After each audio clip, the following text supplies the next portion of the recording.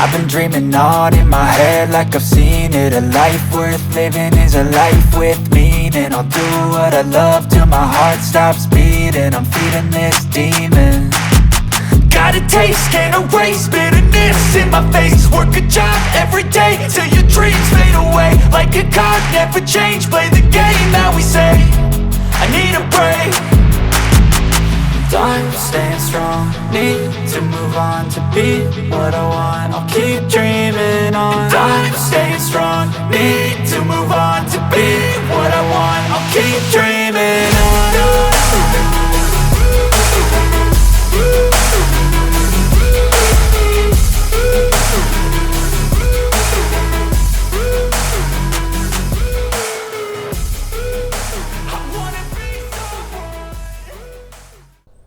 Salut à tous, j'espère que vous allez bien. Aujourd'hui c'est le jour tant attendu. Je vais vous présenter mon Abarth avec toutes les modifications que j'ai faites dessus. Alors au niveau des prix, déjà ça va être un petit peu compliqué de vous dire tout ce qui a été fait sur la voiture au niveau des tarifs, parce que je ne me rappelle pas de tout. Je peux vous donner dans les grandes lignes, mais vraiment s'il faut être précis, ça va être un petit peu compliqué. Il y a eu beaucoup de choses, c'est pour ça qu'au bout d'un moment on ne veut plus regarder le prix surtout, et ne plus faire le calcul de tout ce que ça a coûté. Donc voilà, donc on va commencer par la face avant de la voiture. Beaucoup de changements ont été faits, donc évidemment un capot custom Kadamuro, voilà, donc lui il est assez rare au niveau de la conception, parce qu'il existe en fait les capots Kadamuro avec ces deux entrées d'air, mais moi j'ai fait rajouter celle-ci. C'est plus des sorties d'air justement, celle-ci, et celle-ci c'est une entrée d'air, donc il y a une vraie entrée d'air, hein. On peut mettre la main dedans, ça va directement sur le moteur. Donc j'ai trouvé assez sympa que ça change un petit peu la configuration d'habitude. D'habitude on trouve un peu soit l'un soit l'autre, et là moi j'ai voulu faire justement les deux pour qu'il y ait vraiment une entrée d'air pour refroidir le moteur et des sorties d'air pour évacuer la chaleur.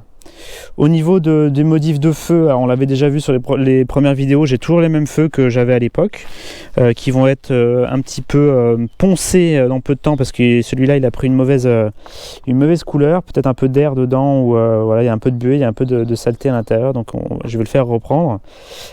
Toujours super sympa, parce que on voit les LED, donc voilà, deux grosses LED ici.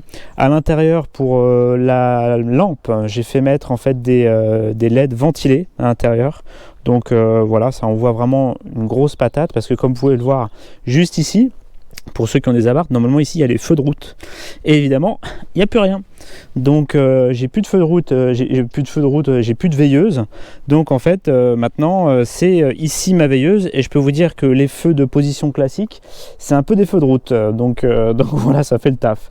Donc j'ai fait mettre des grilles un petit peu partout justement pour faire un petit peu prendre un peu le truc un peu plus stylisé.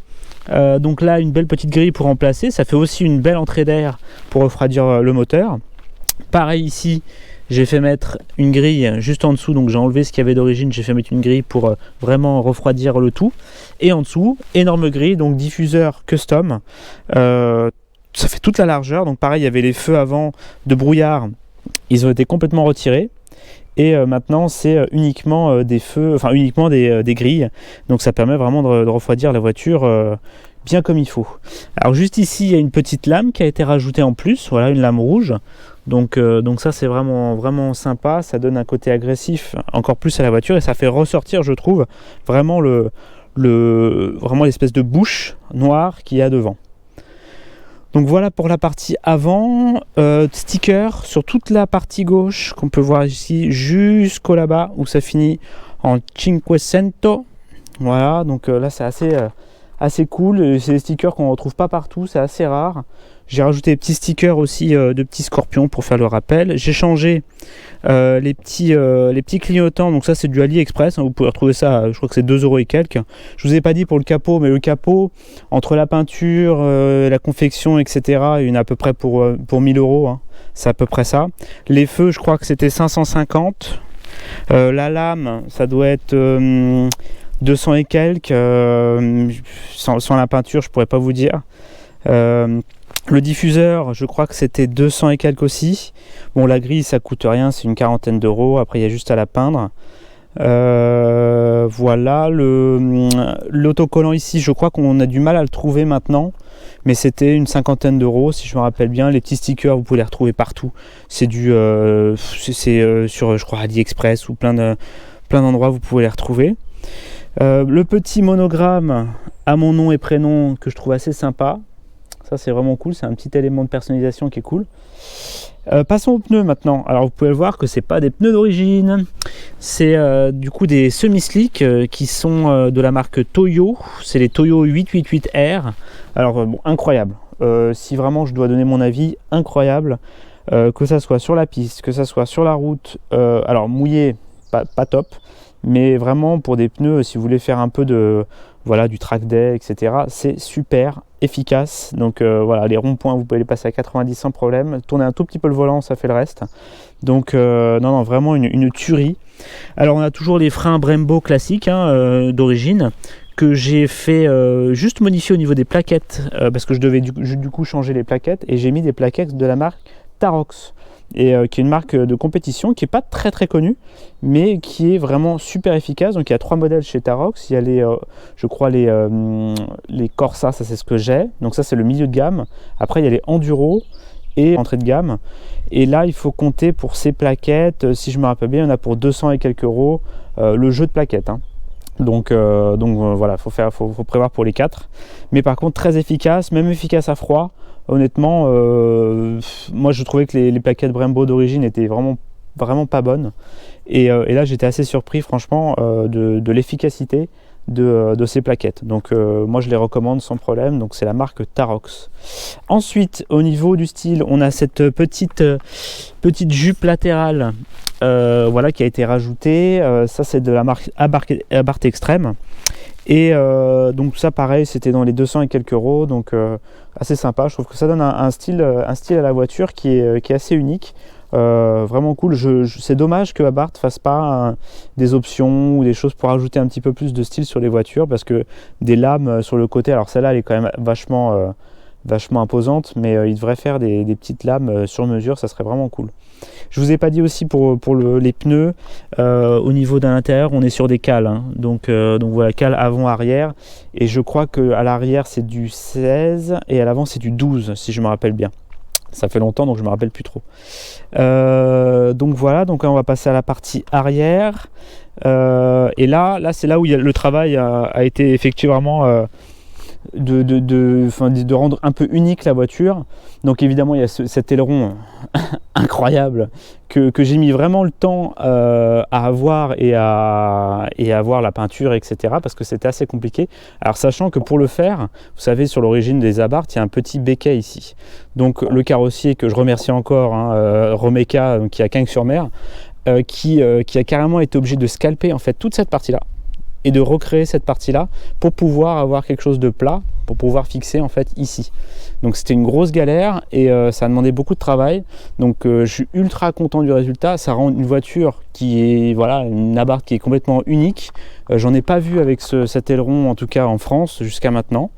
Donc je trouvais ça vraiment unique et très sympa sur ce type de voiture, parce que quand on regarde un peu de côté comme ça donne un look vraiment agressif, et qu'on retrouve pas ailleurs. Et c'est pas trop non plus, parce qu'il y en a qui mettent des choses encore plus grosses, voilà. Mais pour moi, en tout cas, c'est pas trop non plus. Au niveau des feux, alors ça c'est pareil, c'est un élément qui est assez unique, parce que j'en ai pas vu ici. C'est un espèce de cache-feu, on peut appeler ça un cache-feu. En dessous il y a le feu d'origine, et ce cache vient se mettre dessus, et en fait va laisser que cette partie-là ouverte. C'est-à-dire que voilà, on voit juste un espèce de C. Voilà, on voit un C ici, et alors que le feu, pour rappel, il fait aussi tout ça, mais cette partie-là est cachée. Donc la nuit c'est très sympa, parce que c'est différent. Vraiment l'aspect du feu est différent, et je trouve que le noir va du coup avec tout le reste de la voiture, et c'est plutôt cool. Donc voilà, je suis assez content d'avoir mis ça aussi. Pareil, très compliqué, parce que quand ils vous l'envoient, je sais plus sur quel site je l'ai acheté, un site type tuning Abarth, etc. Le moule qu'ils utilisent, il est dégueulasse, honnêtement. Et en fait, ce qui se passe, c'est que le carrossier, il est obligé carrément de presque refaire le moule. pour que ça fasse quelque chose de propre, parce que sinon c'est vraiment horrible. Mais bon, après un peu de travail, ça rend plutôt pas mal, je trouve. Le petit sticker Assetto Corsa, voilà, juste ici, qui surélève un petit peu le bord du coffre. Là on a toujours les petits stickers pareils de l'autre côté, et on descend un petit peu sur le diffuseur S-Forza que vous voyez là. Donc ce diffuseur, bon, il est très connu des Abarth. Il y a aussi un troisième petit feu qui est ici, que j'ai branché, qui est très sympa parce que voilà, le diffuseur sort de la voiture. C'est plutôt cool. Moi j'aime beaucoup l'aspect que ça rend. Ça fait vraiment un arrière vraiment agressif, donc je suis assez content du résultat. Les échappements, alors moi je suis en échappement total, ligne complète, sans intermédiaire, donc vraiment c'est du full. On va passer de tout ce qui est partie moteur juste après. Mais l'échappement, voilà, c'est un Bombardone en fait 4.0 à la base, que j'ai coupé au bout, et pour ajouter des sorties différentes, dont une sortie à Krapovic. Et je me tâte dans peu de temps de recommander en fait 2 grosses sorties plutôt que 4 petites, parce que c'est vrai que ça frotte un petit peu, donc je sais pas, ou au moins même pour les changer de temps en temps, c'est plutôt pas mal. C'est juste une vis à serrer sur l'échappement, c'est pas grand chose. Tout ce qui est moteur, alors on va le voir ensemble, je vais vous ouvrir, peut-être qu'on va passer d'abord à la partie intérieure, comme ça, je vais vous montrer un petit peu tout ce que j'ai fait. Alors commençons par la portière. Alors la portière, portière d'origine classique, et j'ai rajouté ce petit détail voilà, sur les 2 enceintes, là et là-bas. Et voilà, ça vous l'achetez sur Apparat Extrême, donc c'est assez simple, vous le vissez en fait dans la portière et il n'y a pas de souci. Voilà, c'est très facile. À noter également que j'ai changé toutes les enceintes de la voiture, donc que ça soit les tweeters que vous pouvez le voir ici, là. Parce qu'à l'époque, quand j'ai acheté la voiture, il ne faut pas se mentir, le son est pas terrible à l'intérieur. Ça fait le taf. Moi, j'avais pas l'option Beats, donc ça fait le taf, mais c'est pas non plus incroyable. Donc j'ai changé toutes les enceintes. Et il faut savoir que les tweeters qui sont juste là, je crois que c'est des 10 watts. Donc c'est nul à chier. Donc j'ai changé ça pour je crois que c'est des 45 watts.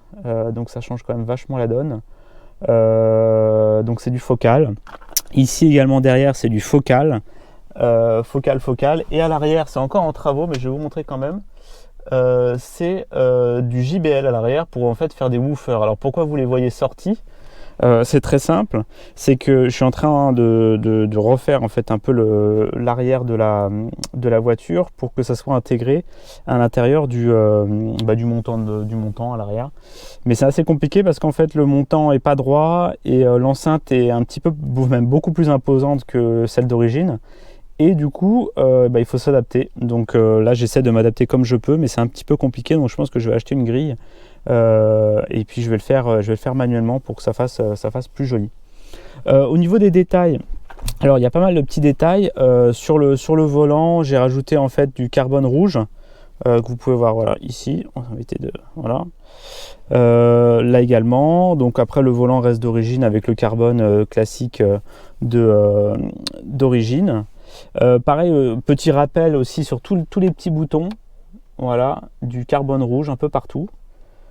Là j'avais prévu aussi de changer la planche de bord pour mettre une planche de bord en Alcantara qui est sortie en fait sur les Abarth plus récentes, donc je me tâte de le faire. Je pense que je le ferai un de ces 4 parce que ça rajoute un peu de cachet et ça fait surtout un rappel avec cette espèce de casquette là devant au niveau de l'Alcantara. Donc après sur tout le reste, j'ai pas fait de grosses modifs. La seule grosse modif c'est à l'arrière qu'on va aller voir dans un instant. J'ai rajouté ce petit truc que j'ai trouvé sur AliExpress qui est très bien, c'est un espèce de vide-poche que vous pouvez voir ici et qui en fait qui a les mêmes surpiqûres que ça. Donc assez sympa, ça manque un petit peu, donc ça c'est plutôt cool. Ça permet en fait évidemment de mettre des choses qu'on peut pas mettre ailleurs parce qu'il n'y a pas beaucoup de rangement sur la voiture. Je me suis fait faire un petit extincteur Louis Vuitton sur mesure, donc voilà, il est fixé directement sur la voiture. Ça c'est la touche un petit peu kéké des plages, mais j'aime bien. Et là c'est le plus gros entre guillemets de la modif, c'est que ma voiture maintenant est une stricte de place. Pourquoi ? Voilà pourquoi. Il n'y a plus rien. Alors là, vous allez me dire, c'est un gros bordel et je suis entièrement d'accord avec vous. Mais du coup, j'ai une planche complètement plate. Donc je peux vous dire que pour ceux qui ont des abards, vous savez comment c'est chiant quand on fait les courses et quand on peut mettre que 2 pauvres sacs à l'arrière. Et moi maintenant, j'ai plus ce problème puisque je peux tout ranger à l'arrière. Alors là, bon, c'est un petit peu en bordel, mais ça fait une planche bien droite. Donc vous pouvez stocker un maximum de choses. Ça a évidemment un énorme gain de poids dans la voiture. Et il existe du coup des tapis comme ceci qui font en fait toute la longueur et qui épousent parfaitement l'arrière de la voiture quand vous voulez changer et enlever vos sièges. Donc là c'est plutôt sympa. On m'avait posé la question aussi par rapport au troisième feu stop. Il ne faut pas le brancher ici parce qu'en fait ici vous allez avoir sans doute une anomalie sur le tableau de bord, mais il faut le brancher en fait ici. Donc voilà, là on voit le câble, il passe vraiment là-dessous et il passe derrière le feu et il va directement dans la voiture en dessous. Donc il faut faire ça comme ça parce que sinon il y a une anomalie sur le tableau de bord et puis c'est pas cool quoi. Donc en passant par le feu là-haut, vous n'avez pas d'anomalie et tout va beaucoup mieux. Hop, on va voir au niveau du moteur maintenant, je vais vous ouvrir tout ça. Hop.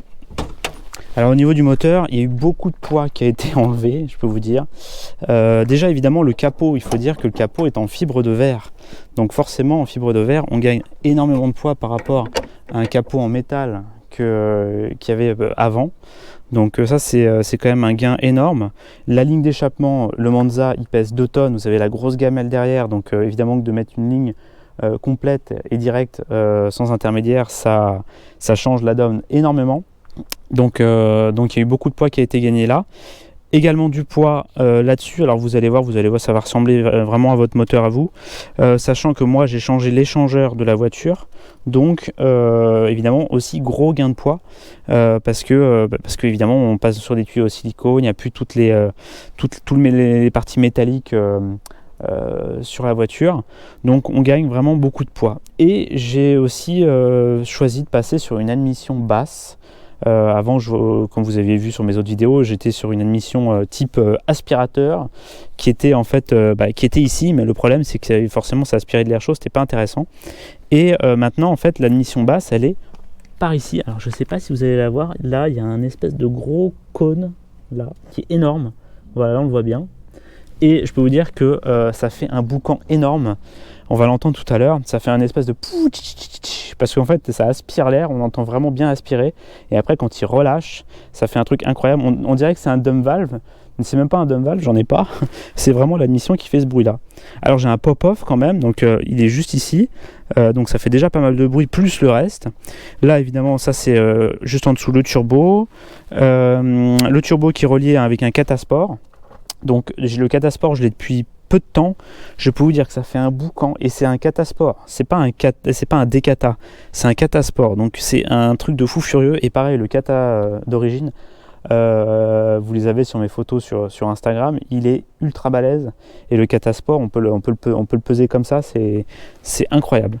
Donc forcément on gagne du poids, donc on gagne aussi pas mal de choses au niveau de l'accélération, etc. Donc la voiture elle est reprog en stage 1, donc je vais bientôt faire le stage 2 pour cette petite auto et là ça risque d'accrocher très très fort. Et voilà sur les modifs que j'ai effectués. Alors la ligne d'échappement, je crois que c'était dans les 200 €. Le catasport, ça je l'ai eu de différentes manières, mais c'était, je pense que c'est dans les 300 ou entre 3 et 600 €. Qu'est-ce qu'on a parlé aussi après il y a le tapis à l'arrière, je crois que c'était pas donné le tapis pour la plage arrière, je crois que c'était une centaine d'euros alors que je voyais pas vraiment l'intérêt du prix. Et puis voilà, la reprog c'est dans les 590 € que j'avais fait chez BR Performance. Vous avez la vidéo directement sur ma page YouTube. Donc voilà toutes les modifs que j'ai faites. Donc il y en a beaucoup, j'ai peur d'en avoir oublié, mais voilà, on a vraiment c'est vraiment la voiture qui n'est plus vraiment comme elle était au début, mais je trouve qu'elle a un bon petit style et puis elle est très très énervée. Et je vous propose qu'on se retrouve tout de suite. Je vais vous faire écouter le démarrage de la voiture et juste après on va faire quelques minutes en conduite et vous allez comprendre ce que c'est que d'avoir mal aux oreilles très très rapidement. Allez, à tout de suite.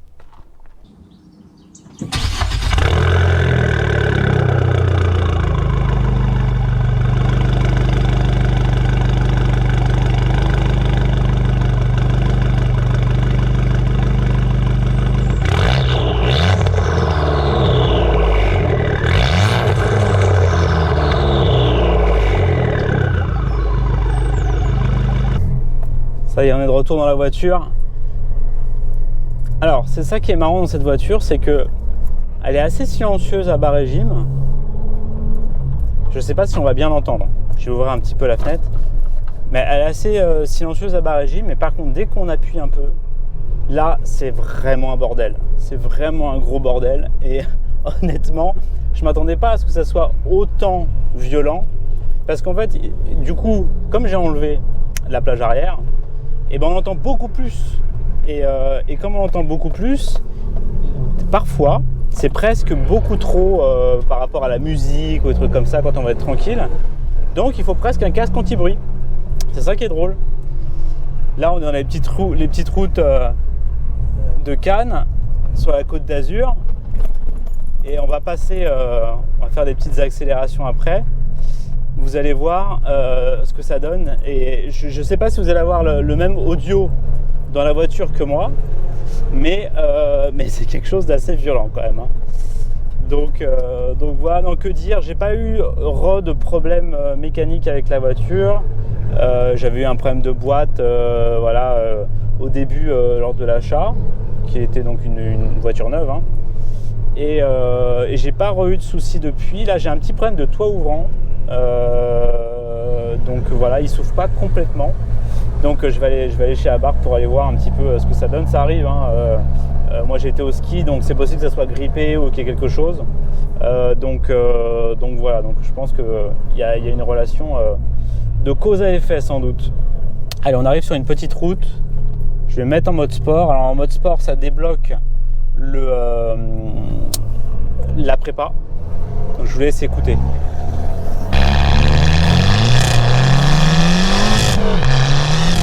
L'accélération est quand même assez incroyable parce que toutes les personnes qui ont testé la voiture et qui ont des Abarth eux-mêmes se disent mais la voiture elle a le démon quoi. Et je peux comprendre parce que c'est vrai qu'elle est démoniaque cette voiture. Et là, on entend. Incroyable.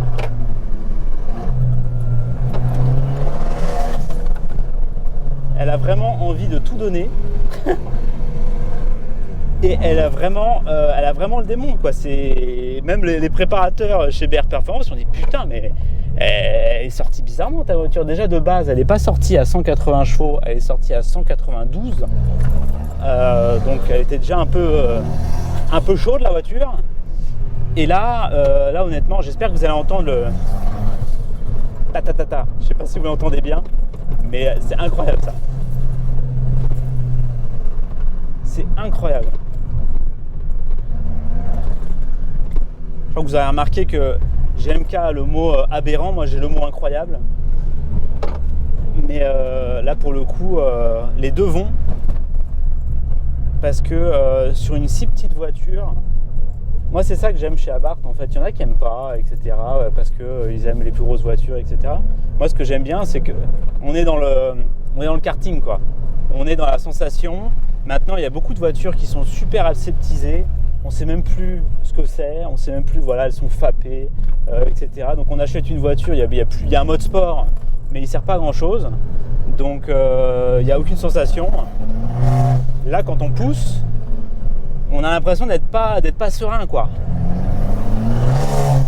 Et on entend le bruit métallique, du coup, qui est vraiment caractéristique du kata sport, hein, qui est encore pire quand on n'a plus de kata et qu'on a juste un petit tube. Mais là on entend vraiment qu'il y a quelque chose qui a envie d'être réveillé. Donc et on entend vraiment ce petit tout. Ça je sais qu'on me le dit tout souvent, c'est la voiture qui respire. C'est pas Geox là c'est vraiment Abarth quoi qui respire. Donc je suis vraiment content d'avoir fait ce choix. Je regrette pas du tout d'avoir acheté une Abarth, sachant qu'avant ma première voiture c'était les anciennes RS3 de 2012, Donc évidemment ça change, hein, c'est pas pareil. Mais j'ai beaucoup plus de sensations dans cette voiture que dans une autre voiture, que dans les voitures que j'ai pu tester, bon à part évidemment les Lamborghini, etc. Mais pour le coup, je suis pas lassé en fait. Je suis pas lassé parce qu'en plus sur ces voitures-là, on peut vraiment faire de la personnalisation à outrance. Donc on peut vraiment styliser la moindre chose de la voiture. Donc non, je suis assez content et je regrette pas mon choix. Je trouve que c'est vraiment une bonne voiture au niveau du rapport poids-puissance aussi, parce qu'il faut savoir quand même que la voiture, là on est en dessous de la tonne. Donc avec tout ce que j'ai changé, on est en dessous de la tonne et ça fait vraiment le taf. Ça fait vraiment le taf parce qu'on sent que la voiture est plus légère, qu'elle est plus agile. Alors ce qu'il faudrait que je rajoute dessus pour être un petit peu plus précis, je pense qu'il faudrait mettre des suspensions un petit peu plus élaborées, même si c'est des Koni de base qui sont très bien. Peut-être voir un petit peu pour pouvoir rabaisser un petit peu, mais bon, j'ai des potes qui avaient fait ça, qui ont arraché leur jupe avant, leur lame avant 15 fois, donc au bout d'un moment, je pense que c'est plus drôle. Alors écoutez.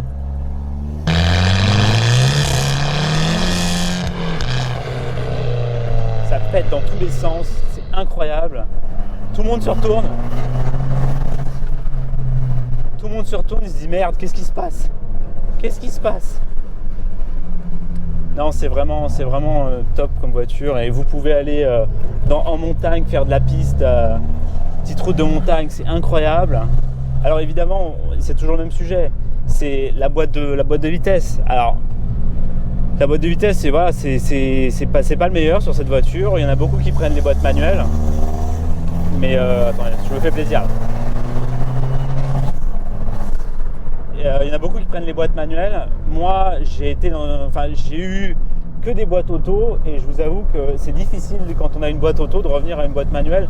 Qu'importe la boîte, c'est un tel confort de conduite qu'on ne reviendrait pas forcément là-dessus. Enfin, en tout cas pour ma part. Après chacun son truc, mais moi c'est vrai que j'arrive pas à revenir sur une boîte manuelle. Alors la boîte auto, elle fait le taf. Elle fait le taf plutôt à haut régime. À bas régime, c'est un petit peu compliqué de garder la pêche. Mais dès qu'on est en pleine lancée et qu'on passe la vitesse, c'est vraiment instantané. Donc voilà, c'est à retenir. On peut prendre une boîte auto. Encore une fois, souci des boîtes auto, c'est que moi, voilà, j'ai pété la boîte quand j'ai eu la voiture. Alors évidemment, involontairement, mais c'est une pièce qui coûte quand même 3 000 €. Donc, il faut prendre ça en compte quand on achète la voiture. Il faut faire attention. Je ne sais pas si dans les modèles après 2019, on retrouve ce problème, mais c'est arrivé à pratiquement toutes les personnes que je connais. Donc qui ont des boîtes auto, donc c'est pas anodin quoi. Donc voilà, j'espère que ça vous a plu. N'hésitez pas à vous abonner à la chaîne, de mettre un maximum de likes, de me poser toutes les questions que vous avez envie dans les commentaires. Là j'ouvre les commentaires, donc vous pouvez me poser les questions. Et puis on se retrouve pour une prochaine vidéo. Et merci de me suivre sur les réseaux sociaux et voilà, de commenter et de m'aider au quotidien sur vos questions, sur vos likes, etc. Donc voilà, ça me fait énormément plaisir, je regarde tout. Donc voilà, je vous souhaite une bonne journée et on se retrouve pour une prochaine vidéo. Salut!